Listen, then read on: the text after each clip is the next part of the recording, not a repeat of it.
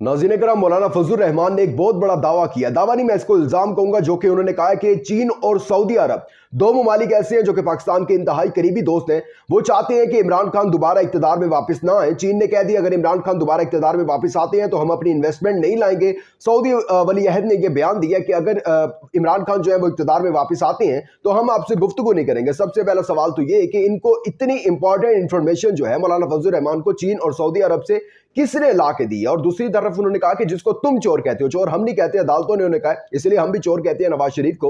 उन्होंने कहा कि अगर नवाज शरीफ इक़्तिदार में आ जाते हैं तो फिर इन्वेस्टमेंट भी आएगी पाकिस्तान में और जो है आपसे गुफ्तगू भी होगी। असल में सऊदी वली अहद के साथ इमरान खान ने कभी अपने बेटों के जो बिजनेसेस हैं जो सऊदी में चल रहे हैं उनके बारे में बात नहीं की ना कभी। उन्होंने यही कहा जो हमारी मजदूर कम्युनिटी है वहां पर वो गिरफ्तार है, हम सिर्फ इतना चाहते हैं आप उनको आजाद कर दें। वो बंदा अपने लिए बात नहीं करता था ना, इसीलिए आपको इस तरह के बयान जो है वो आपके अंदर से उगल रहे हैं कि वो इक़्तिदार में नहीं देखना चाहते, क्योंकि फिर आपके भी जो है वो बिजनेसेस बंद हो जाते हैं। लेकिन सवाल यहां पर एक इंपॉर्टेंट सवाल जो यहां पर खड़ा होता है कि अगर आप इमरान खान के बारे में कहते हैं कि अमेरिका ने, इमरान खान जो कहते हैं कि अमेरिका ने पाकिस्तान में इन्वॉल्वमेंट की, वो बयान दिया तो पाकिस्तान की फॉरेन पॉलिसी को खराब किया। लेकिन अब यह बयान मौलाना फजलुर रहमान का चीन और सऊदी अरब के हवाले से कि वो इमरान खान को इक़्तिदार में नहीं देखना चाहते, क्या इस पर भी पाकिस्तान की फॉरेन पॉलिसी खराब हुई है? और अगर हुई है तो क्या मौलाना फजलुर रहमान के लिए भी वही स्टैंडर्ड सेट किए जाएंगे जो कि इस टाइम इमरान खान के लिए सेट हैं? खैर, हवस की भूखी जमातें MKM और मुस्लिम लीग नवाज जो है सिंध में इत्तेहाद बनाने की तैयारी उनकी जोरों शोर से जारी है। और इसके ऊपर देखना यह है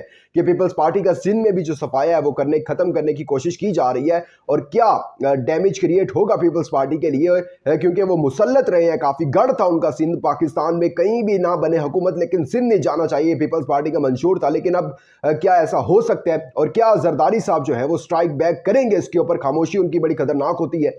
और पेशावर में जिस तरह खौफ के बुत टूटे हैं, एक दफा फिर पठानों ने ये एक बुत तोड़े हैं, वो काबिल दीद है, काबिल दीद मनाजिर है, वो भी आपके सामने दिखाते हैं आपको।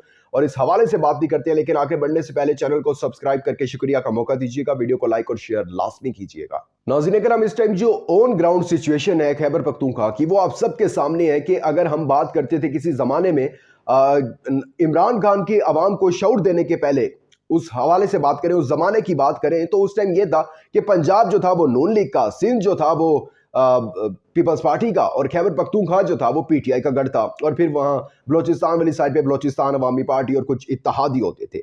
और अभी भी जो है अगर पंजाब में आप देखें तो नून लीग का सफाया हो चुका है। पीपल्स पार्टी को अगर आप सिंध में देखें तो तकरीबन 50-50 है, पीपल्स पार्टी और बाकी PTI और फिर नून लीग और बाकी जमातें। और खैबर पख्तूनख्वा में जो है वो ऑलरेडी ही इमरान खान के साथ है। अच्छा, इमरान खान का मुकाबला करवाने के लिए अब यहाँ पर PTI पार्लियामेंटेरियन दो साबिक वज़ीर आला, मैं हमेशा कहता हूँ महमूद खान और परवेज खटक, PTI पार्लियामेंटेरियन बनवाई गई। वो अब डीपली बातें चली जाएंगी और लंबी हो जाएगी बात, वो आप बेहतर जानते हैं। क्या उनको ये था कि जो इमरान खान को वोट पड़ता है ना, इमरान खान का वोट बैंक है, वो सिर्फ पठानों की वजह से है। और जब यहाँ पर एक नई सियासी जमात, एक ऐसी सियासी जमात जन्म लेगी जो खुद भी पठान उससे ताल्लुक रखती होगी, तो शायद हो सकता है इमरान खान का वोट बैंक टूट जाए। लेकिन वो कुछ दिन पहले, मैं आपको पहले भी बता चुका हूं कि एक वर्कर कन्वेंशन इन्होंने की, 7 बंदे टोटल बैठे हुए थे, 2 साबिक गुजरे आला के सामने। साफी ने सवाल किया सर लोग किधर है? कहते नो कमेंट। अब इससे ज्यादा क्या बात हो सकती है? वो फेल हो गई। और उसके बाद IPP आप देख लें पंजाब में, वो पंजाब में बनाई गई कि इमरान खान का पंजाब से खात्मा करने के लिए। खैर, मैं हमेशा एक बात करता हूं, जो सही बात होती है वो ठीक बात होती है कि IPP के पास एटलीस्ट सरमाया है। उनके पास जहांगीर तरीन के पास फैक्ट्री मुलाजिम है, उनके पास जो फैक्ट्री है उसका सरमाया है। अलीम खान है, उनका न्यूज़ चैनल है और अच्छा खासा सरमाया जनरेट करता है समा न्यूज़। तो वो उनके पास सरमाया है, वो सरमाया लगा के अपना कुछ ना कुछ वोट बैंक बना सकते हैं और पंजाब में कुछ ना कुछ सीटें भी ले सकते हैं। लेकिन PTI पार्लियामेंटेरियन जो है वो तो बिल्कुल फारिग है ना खैबर पख्तूनख्वा में। और आपने ये चीज़ जो है, अब आप देखें कि कल जो था वो आपके सामने है कि अगर 10 लोग भी अगर PTI के कहीं खड़े हो जाएं तो वो एक मुसीबत सी बन जाती है। इजाजत मिल जाती है कि कर लें जलसा, लेकिन उस जलसे में फिर किस तरह पुलिस जो है धावा बोलती है, किस तरह गिरफ्तारियां होती हैं। तो लोग तो मतलब कि अगर एक बाप है तो वो अपने बेटे को एक डर की वजह से, खौफ की वजह से नहीं भेजेगा कि मेरे घर का जो है अकेला कमाने वाला ये शख्स है, अगर ये भी जेल में चला गया तो फिर हमारा घर कौन संभालेगा। एक खौफ का जो है वो एक निज़ाम जो है वो आवाम के दिमागों में बिठा दिया गया है ना। लेकिन ये जो खौफ के बुत तोड़े हैं KP के लोगों ने, वो काबिल दीद हैं। वो मनाजिर भी आप मेरे पीछे देख रहे होंगे। अच्छा, एक चेयरमैन है, तहसील चेयरमैन खैबर पख्तूनख्वा के पेशावर के, इन्होंने एक एक गेस्चर दिया कि लोग भाई अभी भी इमरान खान के खिलाफ अगर आप कुछ करते हैं तो लोग ऐसे निकल सकते हैं। और मोटरसाइकिलों की इमरान खान की रिहाई के लिए एक पुरअमन रैली निकाली गई और ये रैली इतनी बड़ी थी कि जहां जहां तक नजरें जा रही थी वहां पर पीटीआई के झंडे और मोटरसाइकिल जो थी, मोटरसाइकिल रैली थी बेसिकली, वो नजर आ रहे थे। तो इमरान खान जिंदाबाद, वज़ीर आज़म इमरान खान, इस तरह के नारे लग रहे थे। इस तरह के जो होता है ना नारे लगाना, वो फिर आवाम के दिलों से निकलते हैं। एक होता है बिरयानी, मोटरसाइकिल, जन्नत का टिकट और ये सब चीजें दे के जलसों में बुलाना, जलसे फिर भी कामयाब नहीं होते। और एक तरफ ये वो जेल के अंदर है, कोई एक झलक नजर नहीं आ रही है खान की, ना ही कोई पैगाम बाहर आ रहा है, और फिर भी आवाम जो है ऐसे उसके लिए दीवानी हुई हुई है कि मतलब इस मोहब्बत को आप नहीं खत्म कर सकते। मैंने एक चीज नोट कर ली है और आप देखेंगे ये इलेक्शन के अंदर कि कितना भी धांधला कर लें ये लोग नहीं जीत सकते, क्योंकि अब वो कह देते हैं ना कि इन्होंने एक वो बनाया होता कि अकेले दौड़कर भी अव्वल नहीं आ सकते ये लोग। अब ये रेस से पहले, ये फिनिश लाइन से पहले इनके सांस फूल जाए तो ये क्या करेंगे? अब जितना भी जोर लगा लें ये, जितना कुछ कर लें, लेकिन अब वो कब तक साथ देंगे? अब इनका तो यही है ना, जिसने हमें बनाया, तैयार किया है, वही हमें वज़ीर आज़म भी बना देगा। लेकिन अवाम जो है वो अगर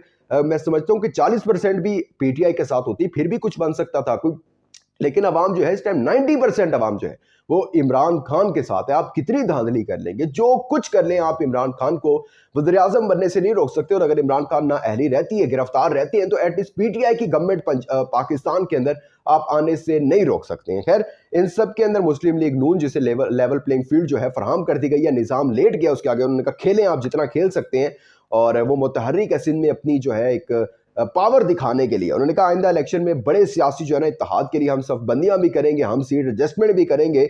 और अब एक सवाल यहाँ पर यह पैदा होता है कि इनको मिला कौन रहा है, या फिर ये खुद मिल रही है? इतनी वर्थ है इनके अंदर? जाहिर सी बात है इतनी वर्थ नहीं है इनके अंदर कि लोगों के पास जाएं और लोगों को कहें और लोग मिल जाएं, ऐसा नहीं होता। बलोचिस्तान में बाप पार्टी के बाप का ऑर्डर आया था तो ही जो है वो नून लीग के साथ उन्होंने इत्तेहाद का फैसला किया था। तो हो सकता है कि एमक्यूएम में भी फिर बाप का ऑर्डर आया हो तो ही एमक्यूएम ने इत्तेहाद का फैसला किया। सिंध में इस टाइम जो है मुस्लिम लीग नवाज के वुजरा गए हुए हैं, ख्वाजा बरादरान जो है वो भी गए हुए हैं, अयाज सादिक भी गए हुए हैं, पीर पगारा जीडीएस सरबरा पीर पगारा से भी मुलाकात हो रही है। यानी कि एक पीपल्स पार्टी का जो जोर है ना वो तोड़ने के लिए इस टाइम सर तोड़ कोशिशें कर रही हैं, क्योंकि उन्हें पता है पीटीआई का मुकाबला हम नहीं कर सकते। वो एक ही उनका हल है, गिरफ्तारियां करते जाओ, बस इसके अलावा और कोई हल नहीं है पीटीआई को रोकने का। अच्छा, अयाज सादिक से सहाफ़ी ने सवाल किया, उन्होंने कहा अब वो बिलावल भुट्टो साहब जो कि इनके इत्तेहादी थे वो कहते हैं कि वज़ीर आज़म लाहौर से नहीं होगा। उन्होंने कहा लाहौर से नहीं होगा लेकिन जाती उम्रा से होगा। लाहौर से बेशक आप वो ठीक कह रहे होंगे, लेकिन जो वज़ीर आज़म होगा वो जाती उम्रा से होगा।